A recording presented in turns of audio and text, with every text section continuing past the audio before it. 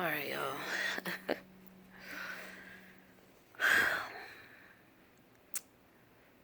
I felt a little defeated today. A lot has been going on since the last video. Let me just first start with knowing your body. I have been a big proponent of being familiar with my body and its changes. And I feel like nobody knows my body better than me, not the doctors, nobody. So I've been doing all these things to sort of just get a better take on my body and what it's doing. Tracking my basal temperature, using the fertility trackers just to see what's going on. So tracking my basal temps, it appeared as if maybe I was ovulating early. And I started testing with my ovulation tests early. And I ended up with a peak result on cycle day like 13, something like that.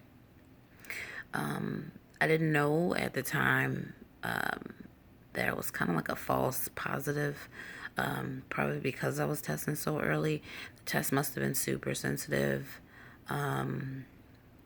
because later on like cycle day, let me see, I kept an eye on my basal temp because I didn't really believe that I was really at peak fertility. So a few days later, I got another peak result, and this one looked more real because this it's a digital test, and it's like a reader, and you get multiple testing sticks that sort of insert and eject out of it. What I was sort of paying attention to is when you eject the stick, there are lines, like little blue lines, that show up as it reads the result. And on my initial peak, there was really only one blue line, which just meant my estrogen was nice and high.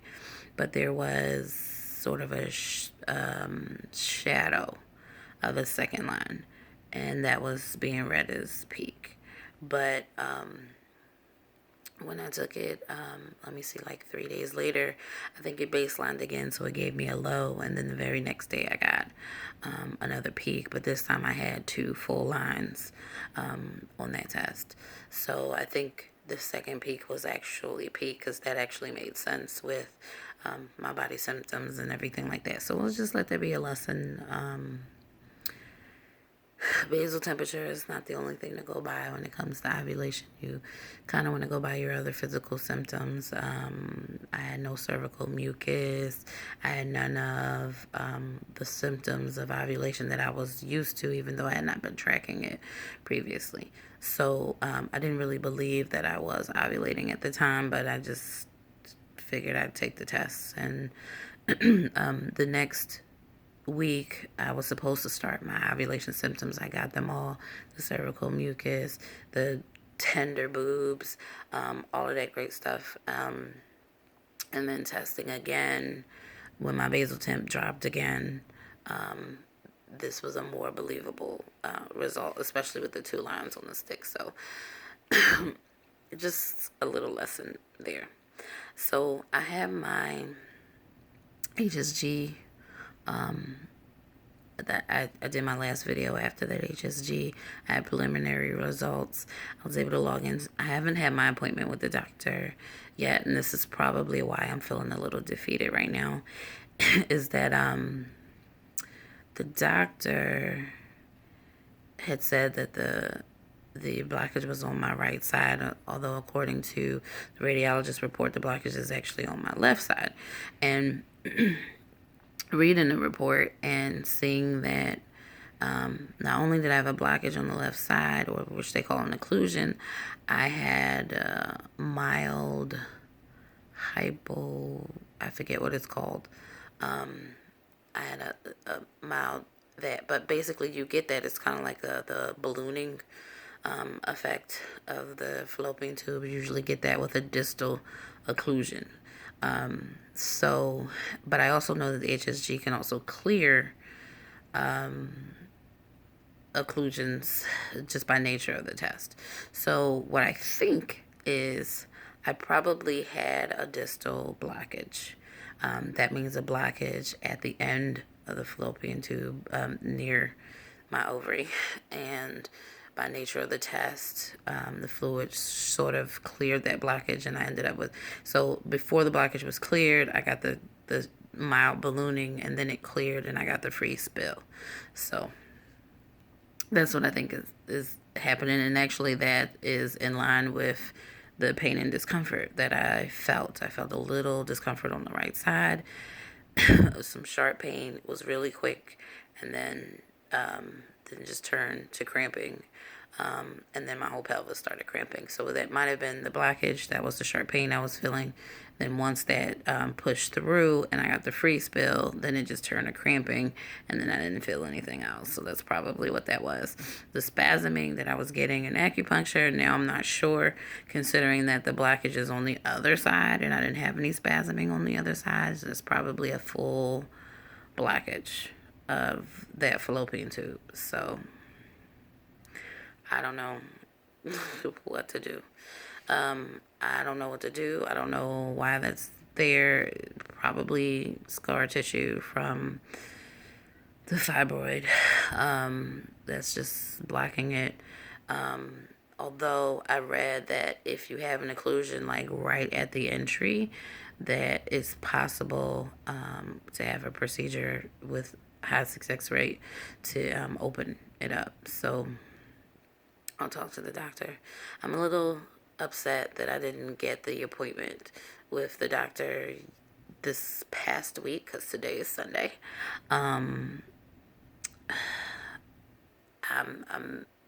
It is what it is. Hopefully I get that appointment this week and we get to talk about my blood work in addition to the results of this test and how to move forward from here. I think I'm feeling a little defeated because I feel like I might have to go the IVF route, which is incredibly expensive, and my medical insurance is not going to be very helpful in that. And I don't know. This process is starting to become more and more expensive. I don't know that I have to go the IVF route since I do have one clear fallopian tube. But I'm afraid of the medicines and the multiples and possibly developing more fibroids. I still haven't heard about my additional disability insurance. I don't know what that's about. I don't know. Just when I thought the stars were aligning, I feel like things are falling apart now. I don't feel like they're falling completely apart. I just feel like there are little things that are just chipping away at it, and I don't know what to do to turn this around. I don't know if it can be turned around. This is something that I do still want to take as far as I can take, and I just might have to make some other decisions. So I don't know.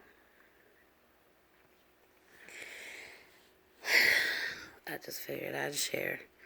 It's an emotional journey, even though officially I haven't really started. This is all the preliminary, and I'm already super duper emotional about what's going on. It's been a rough work week as well, and I'm just feeling, I guess, a little down, a little defeated, and I just hate not knowing a path forward. That's really what it boils down to for me, just not knowing that path forward. So I may feel better after the doctor's appointment, I may feel worse. I don't know, but I'm gonna keep going, and I'll keep you guys all abreast about what's happening. I just need to get my thoughts and feelings out about how I've been experiencing this last week. I'm overwhelmed, and my mood is not the best, and I kind of just want to go into my bubble and climb under my rock until it's okay to come out. But I'm going to fight through this and hope for the best. I mean, that's all I can do. That's all I can do.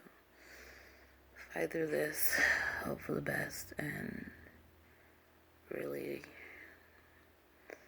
I mean, it only takes one, right? One sperm, one egg. I've been thinking maybe if I have to go the IVF route, that after I buy 5 vials, if I'm completely unsuccessful, after 4 attempts, that my 5th attempt to be with IVF. And I can prepare myself financially and emotionally for that. I am definitely afraid of IVF because it's a lot of hormones, and I fear fibroids. I may have to have another myomectomy and wait another 6 months before I can even do an embryo transfer. So I don't know, but this is a true life journey, and many women go through it, and it's just my turn. So I'm just sharing my emotions.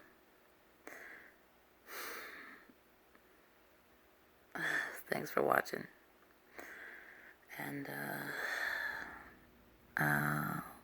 I'll check in again after my appointment and let you know how it goes.